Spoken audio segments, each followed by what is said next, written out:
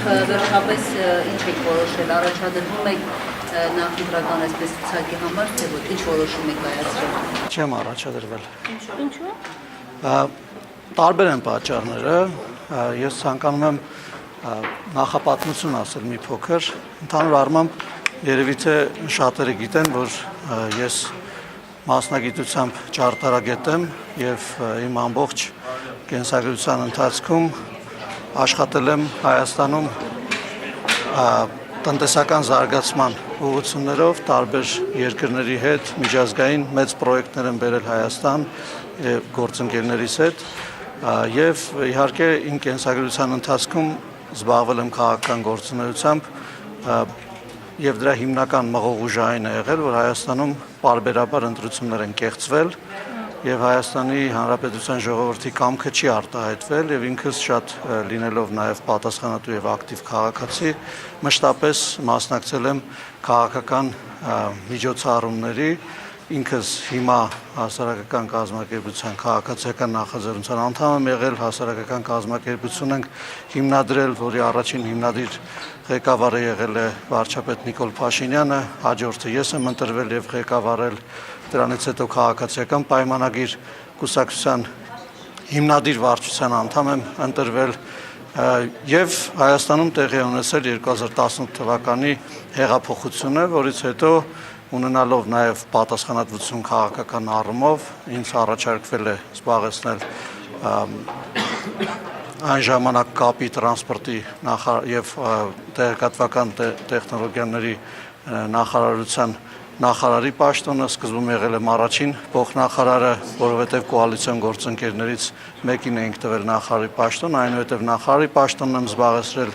իրականացրել եմ տրանսպորտի նախարարության բավականին լուրջ ռեֆորմ ճանապարհաշինության եւ այսինքն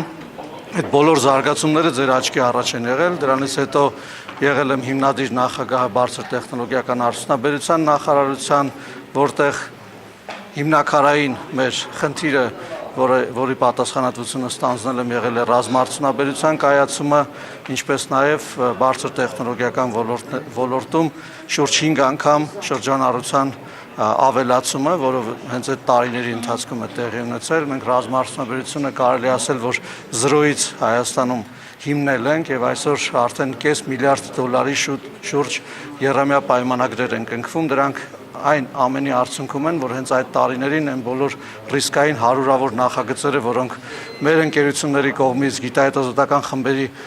կողմից եւ նաեւ նախարարության ու ռազմաարդյունաբերական կոմիտեի կողմից, պաշտպանության նախարարության կողմից առաջադրվել են եւ ֆինանսավորվել են եւ ես հիմա որից հետո 2020 ինչպես գալիս եմ մեր օրը ես ընդամենը ուզում նախապատմություն ասեմ, որովհետև դուք հարց եք տալիս թե ինչով է պայմանավորված, ես հիմա պատասխանում թե ինչով է պայմանավորված, հույս ունեմ, որ հետաքրքիր է ամեն դեպքում հետաքրքիր է համագումարին չթողեցին մասնակցել։ Հարգելի գործընկերներ, քանի որ շատ կարևոր է այս իմ ասածը, որովհետև պատճառահետևանքային կապի մեջ է այն բանի հետ, թե ես ինչու չեմ առաջադրվում քաղաքացիական պայմանագրի մեր նոր ցուցակով, խնդրում եմ, որ թույլ տաք ես ավարտեմ, որովհետև շատ երկար չի տևի, իսկ ես մանրամասների մեջ չեմ խորանա։ 2021 թվականին քաղաքացիական պայմանագրի ցուցակով ընտրվել եմ ազգային ժողովի падգամավոր, այնուհետև ազգային ժողովի փոխոսնակ։ Ես տեսել եմ, որ Հայաստանում ժողովրդավարությանը վտանգ է սպառնում եւ ինքս նորից ներգրավել եմ քաղաքական process-ների մեջ։ Այժմ այս պահին ես տեսնում եմ, որ մենք անդառնալի կետում ենք գտնվում այն առումով, որ ժողովրդավարությունը Հայաստանում հաստատված է եւ մեր ժողովուրդը իր որոշումներով եւ քվեարկություններով տեր է կանգնում դրան։ Ես տեսնում եմ, որ մեր քաղաքական թիմը ամբողջական եւ լուրջ կազմով ներկայացված է ցուցակում եւ ես տեսնում եմ, որ ես առավելագույնս արդյունավետ եմ բիզնեսի զարգացման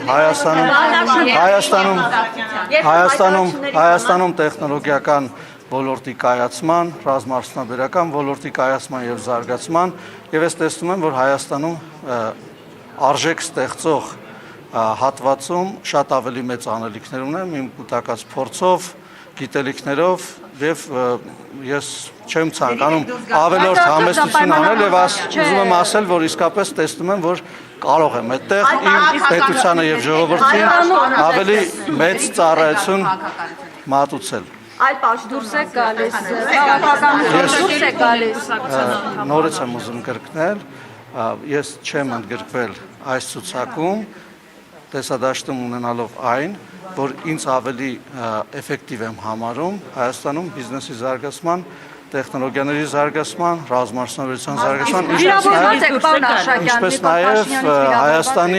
Հայաստանի մրցակցային առումով բարձրացման տեսանկյունից, որտեղ դուք գիտեք, ուզում եմ մի բան էլ ձեր ուշադրությունը մի բանի վրա եմ ուզում հրավիրել, մենք հիմա գնում ենք այն ճանապարհով, որ ապաշրջափակում է տեղի ունենալու եւ առանց այսինքն ես որևէ կասկած չունեմ, որ Հայաստանի շուրջ բոլոր ճանապարհները ապաշրջափակվելու են եւ այս առումով Հայաստանում տնտեսությունը կարիք ունի մրցակցային լինելու,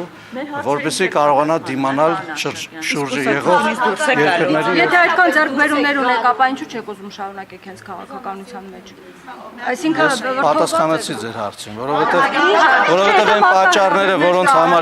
որոնց համար ես պետական պաշտոններ եմ զբաղեցնել, ըստ էության ես ունեմ ընտրության հնարավորություն, որտեղ կլինեմ ավելի էֆեկտիվ։ Այսինքն չեք հերքում, որ վիրավորված եք Փաշինյանից, չեք հերքում դա։ Կուսակցությունից դուրս գալու դիմում ես չեմ գրել։ Եվ ընդհանրապես ասած հետևյալն է, եթե իմ գործունեությանը, կուսակցական գործունեությունը չի խանգարում, իսկ այն չի խանգարում, ապա ես նպատակ չունեմ կուսակցությունից դուրս եք գալիս քաղաքականությունից դուրս եք գալիս։ Հարգելի գործընկերներ, քանի որ երբ որ մենք խոսում ենք գործարարության մասին, ընդհանրապես ինձ համար գործարարությունը քաղաքականությունից անկախ երևույթ է եւ այն կետերում որտեղ այդտեղ շահերի բախում կարող է առաջանալ, ես ընտրում եմ գործարարությունը եւ կոնկրետ այս դեպքում երբ որ ինձ թվում է որ շատ կոնկրետ եմ ասում։ Ես ասում եմ հետեւյալը, քանի որ ազգային ժողովի նախընտրական ցուցակում ընդգրկվել է եւ ազգային ժողովի падգամավոր դառնալը կոնֆլիկտի մեջ է մտնում գործարարություն անելու հետ եւ մեր սահմանադրությամբ դա արգելված է, ապա ես ընտրում եմ մյուս ճանապարհը եւ արդեն ասացի թե ինչի համար։ Իսկ ԿՊ-ից նեղացվածություն ունեք, օրինակ համակարգի։ Երեխա չենք, ինչ է նշանակում։ Ես ձեզ հրավիրել եմ բոլորիդ իմ սենյակ եւ դրա մասին մենք խոսել ենք։ Ինչ անշկում նեղացվածություն ունես։ Միգուցե ավելի պրագմատիկ եք եւ հաշվարկել եք, որ ձեր կուսակցությունը մեծամասնություն չի գրավել։ Հրաշալի հարց եք տալիս, պատասխանեմ ձեր հարցին։ Իմ կարծիքով մեր կուսակցությունը տանելու է ջախջախիչ հաղթանակ, առաջիկա ընտրություններին եւ դրա պատճառները շատ են, չթվարկեմ, եւ ես ինքս կանգնած եմ լինելու այդ հաղթանակի հետևում։ Ջախջախիչ Հաղթանակում եք ջախջախ։ Հայաստանի ներսում եք։ Ասեմ ինչին։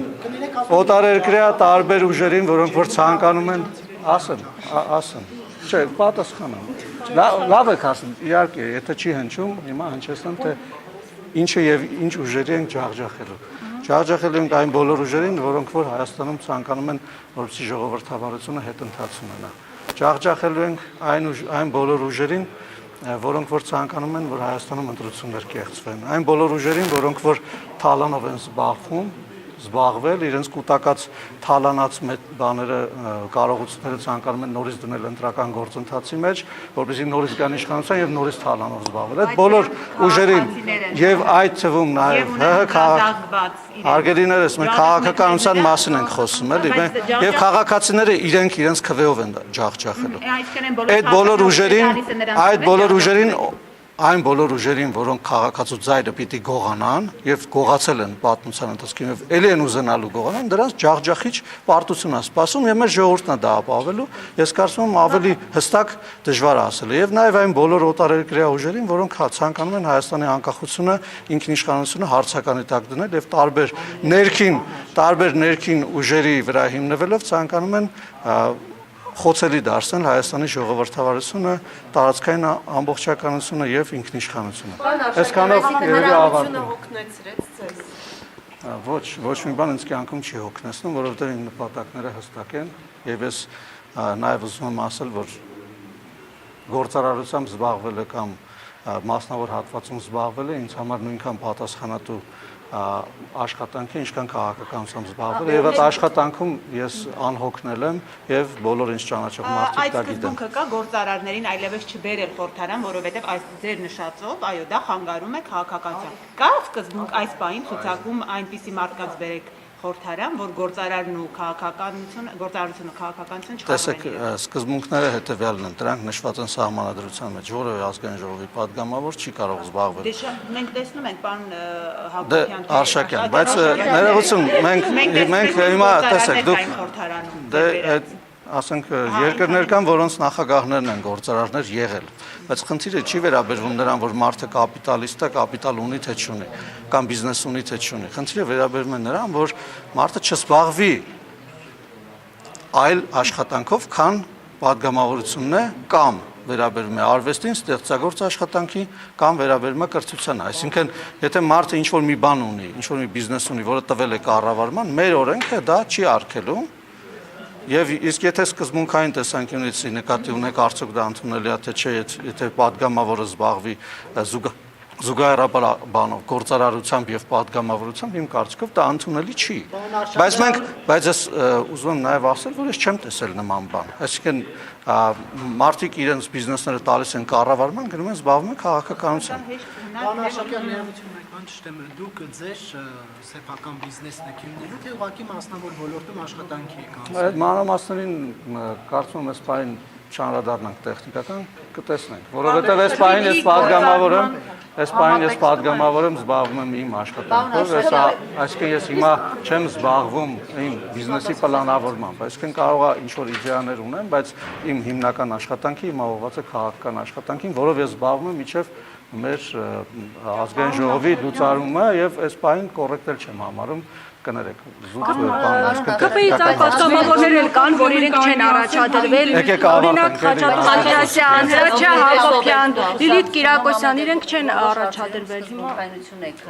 դրսևորել, Ես միշտ հակառակորդ Փաշինյանի դրսևորում։ տեսակետին, դրա համար դա ձեզ չի ներվել, ինչպես չի ներվել Հովիկ Աղազարյանը։ Ներողություն, բայց ես կարծում եմ դա անլուրջ հարց է, իմ գործընկերներն են, շատերի իմ ընկերներն են, մեր կուսակցությունում ես որևէ նման սկզբունքային հակասություն չունեմ, ինչ որ հարցեր ունենում եմ, որոնք պետք է հնչեցվեն, մշտապես հնչեցվում եմ, դրա համար երբևէ չեմ հետապնդվել, ինչպես ձևակերպեցի, եւ ուզում եմ, որ մենք այդ հարցերում անհիմն ուղղակի տենց հարց պատասխան հարցեր չտան։ Այլ պատգամավորներ չեն առաջադրվել։ Հարգելի գործընկերներ, հարցրեք նրանց, ովքեր եղել են չեն առաջադրվել։